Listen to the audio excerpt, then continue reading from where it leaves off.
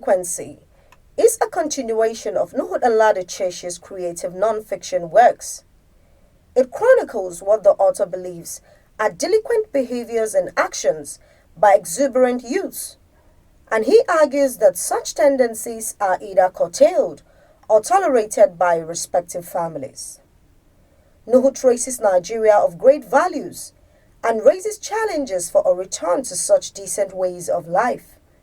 The message, like in previous publications, is derived mostly from life experiences and is inspiring, even where the author laments the degeneration of societal values. NUHU DANLADI CHESHI is a prolific writer and generational influencer. He serves on the board of several charitable organizations. He has working experience in both private and public sectors in Nigeria. He is the author of You Can Make It and Hold It Well. My name is Joyce Simbala and you're welcome to Write On with Joyce. On today's episode, we're going to be meeting NUHU DANLADI CHESHI. He's the author of 3 books, Growing Delinquency, Hold It Well, and You Can Make It. Today, we will be discussing his new book, Growing Delinquency, based on the fact that there are so many ills happening in our society, and he thought it well to write this book so that we will bring morals back to the table. We'll go on a break and we'll be right back.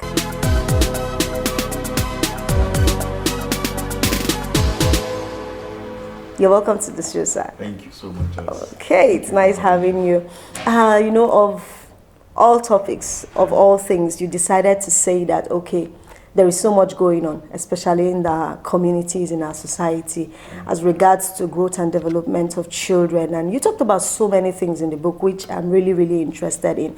But the first question I was going to ask is, why, this is the book anyway, why is it important to pay attention to early childhood development as regards to morals? Okay, thank you, Joyce. The early childhood is the foundation of any child. And just as it is with a building, if you get the foundation right, the building will be solid. But if the foundation is not right, then the building will surely collapse. So it is with even rearing children, bringing up children. You have to get it right at that time. Yeah. It has to be, it's hard to change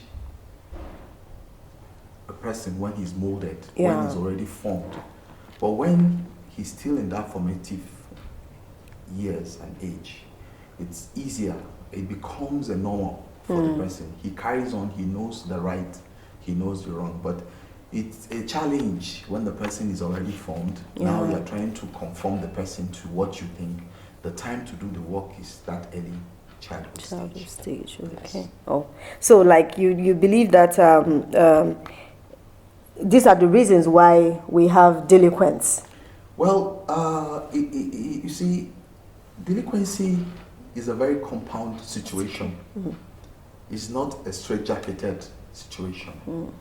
But I tell you, the early childhood, most times that's where the challenge begins. Yeah. Because I could still remember my mother's voice. If when I'm wrong, trying to do the wrong thing, and she's correcting me, even as an adult now, there are certain things that I want to do that I'll still remember those. And to me, it keeps me on check. Yeah. So people grow, people meet people. That's why you see the book, it's a complete book. Yeah. It talks about different stages of life, but we start from small. If we get it wrong at that stage, it becomes a little harder, but it's not over. Yeah. You could still amend. That's why there are stages, there are different stages. But that early childhood is actually the time to get it right. That's the time to catch them young, to form them, that it becomes the normal way for them. They are not struggling to become, they now know the right from wrong. Just the same way that you wake up, the first thing you do, you brush your teeth because you want to smell fresh. You have to take a bath, and those nobody tells you that is a routine. It has become a normal routine for you. So it is when you are well brought up. You know, even when you meet people, because at different stages in life, there are many influences. Yeah. And if we are not strong, then we get carried away. Yeah? Yeah. There are people who I know, friends. I'm being very, you know, this book is a real book. It's a real book, yeah. It's not a fiction. It's a creative non-fiction. It's a true life book, but it's a little, you know, creative so that it's interesting. Yeah. And the readers could read, and then you're not trying to embarrass anybody. Yeah. Yeah? I have friends who I knew that never smoked a cigarette when they were growing up. You know, they finished secondary school. They never knew some things, right? But they went to the university. Today, they started smoking, drinking when they were in university. Today, they are still doing the same things. And there are some of us who maybe had a little rough beginning, yeah. but we are able to pick up. Yeah? And then when I meet those friends, they like tell me, no, you are a different person. What happened to you? You understand? What happened to you? They want to know. But at that time, if they were to give a forecast about our future, somebody will say, I know this one will be won't end well. This one won't end well. That one, this one, these are the good ones. But it's not like that. So at what stage did they get it wrong? What happened? That means the foundation wasn't strong. Because the foundation wasn't strong. Yes. When the wind came blowing, yes, it blew away their foundation and they fell. But some of us who were, we thank God, for those morals that we had and all that. Even when the society, the influence, the child, peer group influence, were struggling, trying to be among, to belong. Yeah. It couldn't. Yes, because it just didn't fit in. Yeah, we didn't fit in. So we had to get back to shape. Yeah. Do you understand me? Yeah. So it's not to say that situations, challenges, pressure, sometimes move people to do the wrong things. But I tell you, if you have a solid background and upbringing, there are certain things that you will not just fit in. Yeah. And you see, it goes a long way.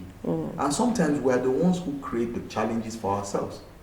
Even when our parents have tried. No, sometimes even our parents create the challenges. Yes, because I saw that. I was going to say that when you talk about upbringing, there are some people also that weren't really brought up well, or even if they were, you find out that there are different styles and systems of how people adopt their own family culture. You see some people, you can't talk, you can't scold their kids, you cannot beat them. Before you were saying it in the book that in those days on the street, somebody's parents would beat you up and you can't even come home and say it because your parents would give you more of that. You would double the punishment. But today you see parents practicing, you talk about malpractice in the book. You see parents helping their kids they will buy admission for them. They will get people to write exams for them and do all sorts, and the kids just feel okay, this is okay. And there is also the issue of delayed gratification. Can you just tell us something about that? Okay, thank you. You see, everybody wants it now. Everybody wants to have everything. I appreciate where you're coming from. I appreciate who you are as a person. I've seen growth from difference. I knew you when you were still even in school and after school. And today I'm proud of who I'm seeing. But it wasn't all that way, right? Yeah. And at each stage, success is not defined by what we just see. Yeah. Your success may not be another person's success. So you should appreciate your own success. That's why we don't compare ourselves with people. Yes. We compare ourselves with ourselves to get better, with our past, with ourselves to get better. Just look at your track record. Yes, to improve ourselves, right? So when you get it wrong and begin to compare yourself with other people, you get into this struggle of trying to get it right now. Then you want everything now, and that's how you get into trouble, right? I talked about where the old days, politics before now it's not everybody that was interested in politics, right? I've seen where teachers, were called, say, come and be our counselor. You're a good teacher, you're teaching our children well. Absolutely. Come and be our counselor. And they rise, right? Yes. And then I've seen principals where they say, come and be sole administrator of the local government. They didn't contest any election, but they are all, or come and be the commissioner for education, commissioner of finance. It wasn't all about who had the money, who had more money, or who. That having money didn't give you a better position in the society. Yes. But now we have gotten it wrong, because the problem is with us, all of us, the values, what we attract, honor to. Absolutely. You see, right now everybody wants you to pay for even everything. I park my car at the car park. The man who is being paid to look after the car greets me and salutes me. And if I leave, maybe I don't have change to give him, he will feel bad. Say, that man is not a good man. Because so that way, I now have to struggle to have change always so that I can give. Somebody greets you good morning. He wants you to pay him when you are leaving. If you don't give him something, he's angry. He takes offense, and next time he will not greet you anymore. So, and people, you find politicians. Before now, you could just drive your car and go anywhere you want to go to, and nobody will even know who you are. But now you want a mobile policeman, you want one escort car following you. You attract those. You are the one who is bringing the attention to yourself unnecessarily. Unnecessarily. Now you tell the world that you have arrived. No, now you keep up this way. And it costs you money to do that. Yes. So instead of you moving with one car, you need to move with 2 or 3. Yes. Yes. And then when you want to eat, you have to buy food for all those people. So at a time, you now have to do things to keep up with that. With that lifestyle, yes. So you start to steal. Yes. It's a vicious cycle. Yeah. It goes round. So now maybe you're no longer in that position in office.